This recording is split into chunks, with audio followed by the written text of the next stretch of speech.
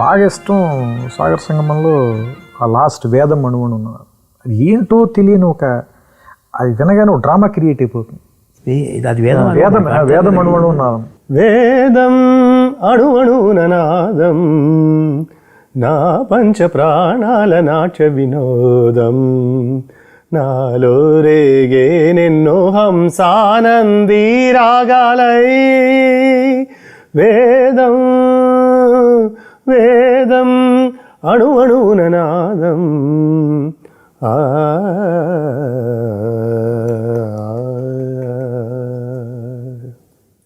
వినగానే ఏంటో ఒక ఫీలింగ్ వచ్చి నాకు నోస్టాలజిక్ అయిపోతుంది వినగానే. అది రాగం హంసానంది రాగం, అది అందుకనే హంసానంది అని రాశారు అందులో మాట ఆయన. ఇంకొకటి హంస అనే మాట వింటే యాక్చువల్గా ఆడు చనిపోబోతున్నాడు, హంస ఎగిరిపోయిందని అంటారు.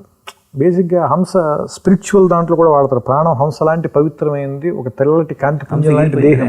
అవును, సో అది వెళ్ళిపోయింది అని బేసిక్గా, అందుకని దానికి కూడా మ్యాచ్ అవుతుంది. ఎందుకంటే చనిపోవడానికి ముందు పాడుతూ ఉంటాడు. కానీ స్థాయిలు మంచి స్థాయిలు ఎత్తుకున్నాడు ఆయన ఇళయరాజా. ఆ స్థాయిలో ఎత్తుకోవటంలోనే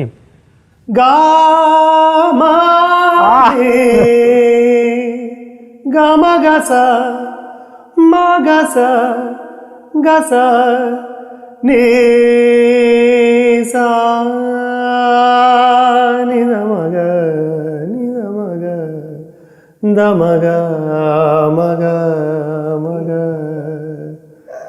సరే సాని గమగని గమగ మద మదని దని సాని రే. అది ఎట్లా వచ్చిందంటే ఆ పాట, అది ఎవరో కంపోజ్ చేశారు, మన ఇట పాడాలి ఇదంతా ఉందన్నట్టుగా ఉండదు. అది ఒకడెవడో వాళ్ళు ఒక ఇన్నర్ సెట్ చేశారు. అది ఇన్నర్ శక్తి, అది ఇన్నర్ శక్తి అంటామే. వాడు వెతుక్కున్నాడు ఏదో అన్నట్టు, మదనం వెతుక్కుంటున్నట్టే ఉంటుంది. Probing your way in the dark. Perfect అట్లా ఉండాలని అనుకున్నప్పుడు మనం అలా చెప్పినప్పుడు మహానుభావులు అందుకనే వాళ్ళకి దండం పెట్టాలి ముందర మనం. ఎందుకంటే మనకు ఐడియా రావటం ఒక ఎత్తే, దాన్ని వాళ్ళు అర్థం చేసుకుని దానికి తగ్గ రెండో ఎత్తు, మూడో ఎత్తు ఆ ఇళయరాజా, అంతకంటే పై ఎత్తు బాలసుబ్రహ్మణ్యం. వీటన్నిటినీ క్రోడీకరించి నాకు ఇవ్వటానికి ఇంతమంది చేయాలి. ప్రేరేపణ నాది కావచ్చు, ఇగ్నిషన్ స్విచ్ నాదే కావచ్చు. ఫస్ట్ గేర్ ఒకళ్ళు, సెకండ్ గేర్ ఒకళ్ళు, థర్డ్ గేర్. నాకు ఒక మాట అనిపిస్తుంది ఇప్పుడు మీరు చెప్తుంటే, యాక్చువల్గా ఈ పాట వింటుంటే ఏం చెబితే అది చెయ్యాలి అని ఒక సంగీత దర్శకుడు అనిపిస్తుందండి. నాకైతే కూడా అందట్లేదు. అది చెప్పాడు కాబట్టి అనిపిస్తున్నదండి. అది కరెక్టే. అది ఏమి చెప్తే అసలు అలాంటిది ఒకటి చెయ్యాలి అంటే, ఏమి కదిపితే, ఏ కార్డు కరెక్ట్గా మనం ముట్టుకుంటే ఆ పాట చేయాలనిపిస్తుంది, అది చెప్పటం సామాన్య విషయం కాదు. ఒక ఇన్స్పైర్ చేయటం అనేది ఇప్పుడు ఫస్ట్ అప్పటికప్పుడు వాళ్ళు వచ్చి కూర్చుంటారు. ఇప్పుడు నువ్వు ఎప్పుడు వస్తున్నావు, నాకు అదంతా ఆలోచించి నేనంతా అయిపోయి రెడీగా ఉన్న పాట కావాలన్నప్పుడు వచ్చి కూర్చుంటున్నావు. నువ్వు పాట డిస్కషన్లో త్రూ అవుట్ కనుకుంటే, నా స్టోరీ డిస్కషన్లో నువ్వు ఇంబైబ్ అయి ఉంటావు. నీకు కూడా లోపల నరాల్లో నా కథ నీకు జీర్ణించుకుంటావు. ఇప్పుడు వచ్చావు ఫ్రెష్గా. నువ్వు ఓ రైటర్ అప్పుడే వచ్చాడు, లిరిక్ రైటర్ అప్పుడే వచ్చాడు, మ్యూజిక్ డైరెక్టర్ అప్పుడే వచ్చాడు. నువ్వు అంది కరెక్టే చాలా. ఎందుకంటే మనం ఇంత చెప్తే రాసేవాడికి ఆయన మహాదేవన్ గారు ఎప్పుడు ముందర రాయించుకుంటాడు, ఆయన పాట ట్యూన్ ఇవ్వడు. అప్పుడు వాళ్ళకి బాగా లోపలికి ఎక్కేదాకా నరాల్లోకి ఇంట్రావెనస్ ఇంజక్షన్లు 4-5 ఇచ్చేసిన తర్వాత, అంటే చెప్పడం గొప్పతనం ఉంది కాదు, చెప్పడం నా బాధ్యత. శంకరానాథ శరీర పాడాలి అని ఉన్నప్పుడు అందరూ వచ్చారు. త్యాగరాజ ఉత్సవాలు జరుగుతున్నప్పుడు మిగతా బ్రాహ్మణులు వాళ్ళు వీళ్ళు అందరూ వచ్చి కూర్చున్నారు. ఒక్కసారి మంజు భార్గవి ఒక పచ్చత కాబట్టి అక్కడ కూర్చోగానే అందరూ లేచి వెళ్ళిపోయారు. అందరూ లేచి వెళ్ళిపోతే ఒక్క ఈయనను మంజు భార్గవి కూడా వెళ్ళిపోయింది. ఈయన శంకరుడు మిగిలితే నువ్వు ఉన్నావు కదా నాకు చాలు అన్నట్టుగా పాట రావాలండి అని చెప్పకపోతే ఇంకా ఎక్కువ మాటలు చెప్పుంటాం. లేదు సార్, అంటే నేను అనేది ఏంటంటే సార్, మీరు చెప్పే దాంతోపాటు చెప్పంది కూడా ఏదో ఉంటుంది సార్. అది అంటే ఇది చెప్పడం మూలంగానే ఈ చెప్పంది లోపలికి వెళ్తుంది సార్, అది సంగీతంగా బయటకు వస్తుంది. అంటే మీకు ఒక ఎగ్జాంపుల్గా చెప్పాలి అంటే, ఇప్పుడు అదే శంకర శాస్త్రి గారు నన్ను, అంటే నేను ఎవరినో బాధ పెట్టాలని ఏదో మాట్లాడట్లేదు, అదే మంజు భార్గవి గారు, తర్వాత కమల్ హాసన్ గారు తెలుగులో చేసిన గుర్తుపెట్టుకునే సినిమాలన్నీ ఏం చేసినవి. సో అంటే అవి, అంటే ఇప్పుడు వాళ్ళల్లో విద్వత్తు లేదనా, లేదంటే వాళ్ళ విద్వత్తుకి సరిపోయే పాత్రలు రాలేదనా, లేదంటే వాళ్ళ విద్వత్తుని వాడుకునేలా దర్శకులు పని చేయించుకోలేదనా, మీరు దేనికి టిక్కి పెట్టాలన్నా ఫైనల్గా వచ్చి ఇక్కడే వచ్చేయండి. సో మీరు ఏ ప్రశ్న వేసుకున్నా సమాధానం వచ్చి ఆన్సర్ ఒకటే, అన్నిటికీ ఆన్సర్. 5 మార్కుల ప్రశ్న అయినా 1 మార్కు ప్రశ్న అయినా దేనికైనా కానీ అంతే. పూర్వ ఎగ్జాంపుల్ అదే కేవ్ విశ్వనాథనే రావాలి మళ్ళీ. ఎందుకంటే అది అంటే బేసిక్గా చాలా మౌలికమైన దశలో కథ అనుకోవడం దగ్గర నుంచి ఆయనకుండే సంస్కారం. అది దైవదత్తంగా ఇవ్వబడింది, కొంత అమ్మా నాన్నలు పెంచింది, కొంత ఆయన అలవాటు చేసుకున్నది. సో వీటన్నిటి మిక్సరే కదా ఆయన. సో అందుకని బేసిక్గా ఆయన ఆలోచించే విధానంలోనే, అంటే అసలు మొదట అక్షరం పెట్టేటప్పుడు ఇందాక ఆయన చెప్పినట్టు రాసుకునేటప్పుడే ఫస్ట్ పెట్టడంతోనే ఆయన ముందు ఆలోచించడమే, ఆ దారిలో ఆలోచించడం మొదలు పెడతాడు ఆయన. బేసిక్గా ఆటోమేటిక్గా అందరూ వచ్చి ఆ గ్రూవ్లో కూర్చుంటారు, దానికి సంబంధించిన వ్యక్తులే వస్తారు, వాళ్ళే వచ్చి కూర్చుంటారు అక్కడ. అదే సుందరమూర్తి గారు ఎన్ని మాస్ పాటలు రాశారో మనకి తెలుసు, కానీ ఈ దగ్గరికి రాగానే ఆయన వెంటనే మళ్ళీ. కానీ అది సంస్కారం, వాడి సంస్కారం త్రివిక్రమ్. అది నేను లేనిదే రాయడు అసలు. బయట కూర్చొని రాసి 2 పొలవులు లోపలికి పంపిస్తాడు పైగా. ఎందుకని నిజంగా అట్లా చెయ్యక్కర్లేదు ఆయన. అలా అది వాడి సంస్కారం అది. రాయలు నువ్వు చెప్పినట్టు రాయలేక ఆయన. అంటే గుర్ర పందాలంటే మనం గుర్రం మీద కూర్చుని కాదు కదా, పరిగెత్తక్కర్లేదు, దూరంగా ఎక్కడ ఉంది ఫోన్లో కూడా పందెం వేయచ్చు. కానీ గుళ్ళోకి వెళ్ళి పూజ చేయించుకోవాలంటే మన దగ్గర ఉండి వెళ్ళి మాత్రం భూతం సిరివెన్నెల సీతారామ శాస్త్రి జంధ్యాలు కూడా వాళ్ళు చివరిదాకా అలా గౌరవం చూపించారు. ఏముంది గౌరవం చూపించడం లేదని. వాళ్ళు ఇప్పుడు సుందరామూర్తి గారు ఎదుట కానీ ఏముందో వాళ్ళకి తెలుసు. ఎగ్జాక్ట్ ఇప్పుడు గుడిలోకి వెళ్తే ఏం చేయాలి ఎవరికి ఆటోమేటిక్ చెప్పులు బయట వదిలే వెళ్తాం లోపల. అది మనం అలా ఇప్పుడు Shankarabharanam, I like that game. Shankarabharanam అనేది ఇప్పుడు అంటే ఇప్పుడు ఒక classical music, Indian classical, Carnatic classical, whatever, అంటే నాకు I'm not an expert on that. కానీ ఆ టైంలో మేము వేటగాడు, అడవి రాముడు, డ్రైవర్ రాముడు సినిమాలు చూసే టైంలో శంకరాభరణం వచ్చి శంకరా అని అలాంటి పాటలు అండ్ టోటల్ అంత ట్రెడిషనల్గా శంకర శాస్త్రి గారి లుక్ కానీ, మంజు భార్గవ్ గారి లుక్ కానీ, ఇది అంటే it is that was like a stunner for everyone. నేను ఒక్కనే కాదు, ఇట్ ఈస్ అంటే మేము స్టూడెంట్గా ఉన్నప్పుడు ఐ కెన్ స్టిల్ అండర్స్టాండ్. కొంచెం మిడిల్ క్లాస్ ఫ్యామిలీ ఆడియన్స్ చూసారంటే స్టూడెంట్స్ మేము అందరం ఎగబడి చూసాం ఆ సినిమా. And that is a classic example of tradition. ఆచారానికి మరో పేరు అంటే Sankarabharanam. Everything in that you know. So దాంట్లో ఇప్పుడు ఏంటి, ఒకటి మాకు నచ్చే వెస్టర్న్ మ్యూజిక్ని అగెయిన్స్ట్గా ఉన్న సినిమా. మనది ఏమాత్రం తక్కువ లేదు, మన సంగీతం కూడా దానికన్నా ఎక్కువే కానీ తక్కువ కాదు అని చెప్పడానికి ఎవరికి చెప్తున్నారు? వెస్టర్న్ మ్యూజిక్ ఇష్టపడే వాళ్ళు చెప్తున్నారు. అసలు మన మ్యూజిక్ మర్చిపోయి కంప్లీట్గా వెస్టర్న్కి షిఫ్ట్ అయిన వాళ్ళ ఆడియన్స్గా పెట్టుకుని వీళ్ళు రివర్స్ లాజిక్లో దే మేనేజ్ టు ప్రూవ్. కానీ maybe it didn't sustain. Maybe Viswanath garu తీసినప్పుడు సప్తపది లాంటి ఒక 5-6 సినిమాలు వచ్చి మళ్ళీ స్లోగా వెనక్కి వెళ్ళిపోయింది. ఆఫ్టర్ దట్ రీసెంట్ టైమ్స్లో at least I don't remember hearing anything like that you know. So దాంట్లో నాకు చాలా ఫేవరెట్ మూమెంట్ మొత్తం ఫిలింలో.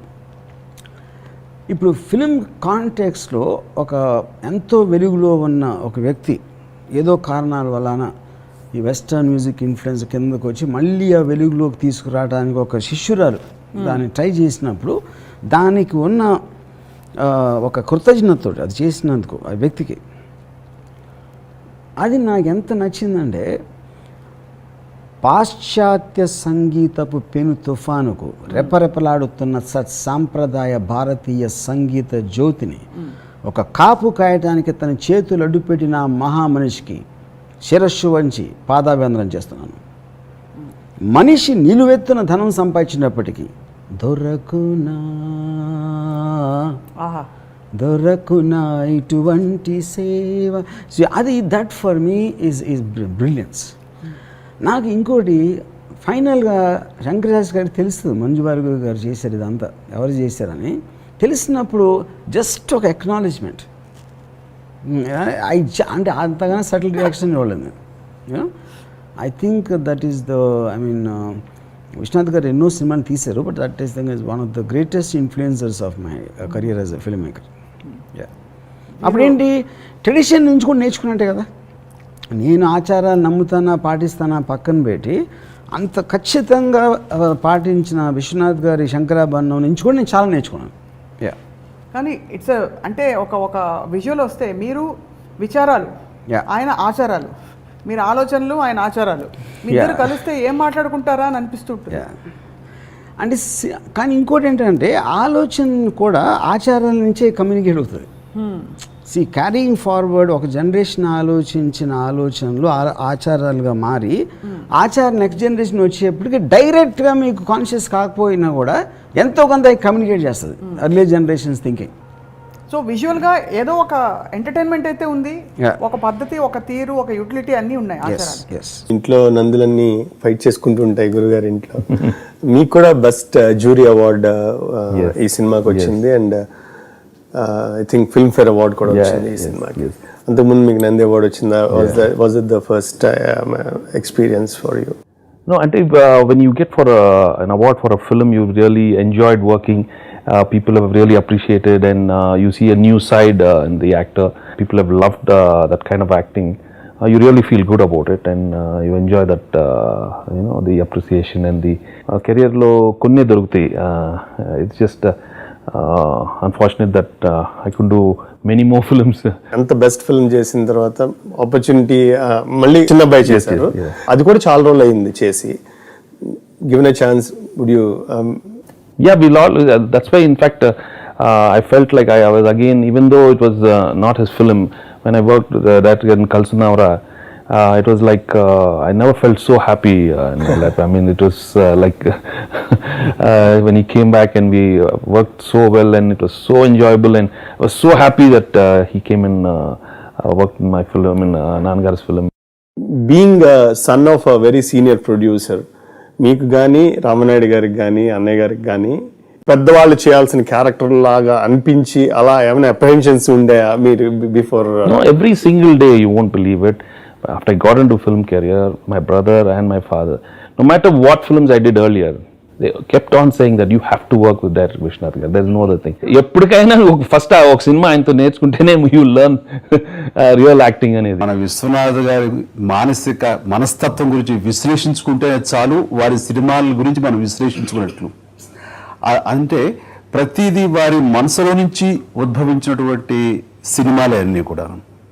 అంటే వారికి సమాజం పట్ల ఎంత కన్సర్న్ ఉంది, సమాజం పట్ల ఎంత నిబద్ధత ఉంది, కళల పట్ల ఎంత మక్కువ ఉంది, వాటి పట్ల ఎంత ఆరాధన ఉంది, అలాగే మన సంప్రదాయాలు సత్సంప్రదాయాలు వీటి పట్ల వారికి ఉన్నటువంటి అభిమానం ఎంత ఉంది, వాటిని కాపాడుకోవాల తపన ఎంత ఉంది, ఇవన్నీ వారి మానసిక పరిస్థితుల్లో నుంచి మానసిక మనస్తత్వంలో ఉన్నటువంటివి ఆయన సినిమాల్లో రిఫ్లెక్ట్ అవుతుంటాయి.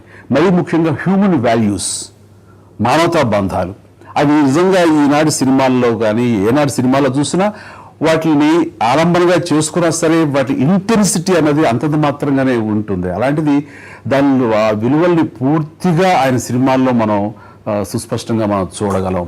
అట్లాగా ఒక ప్రతి సినిమాలో ఒక సోషల్ ఇష్యూని తీసుకుంటారు, దానికి ఒక ఆన్సర్ చెప్తారు ఆయన సినిమాల్లో.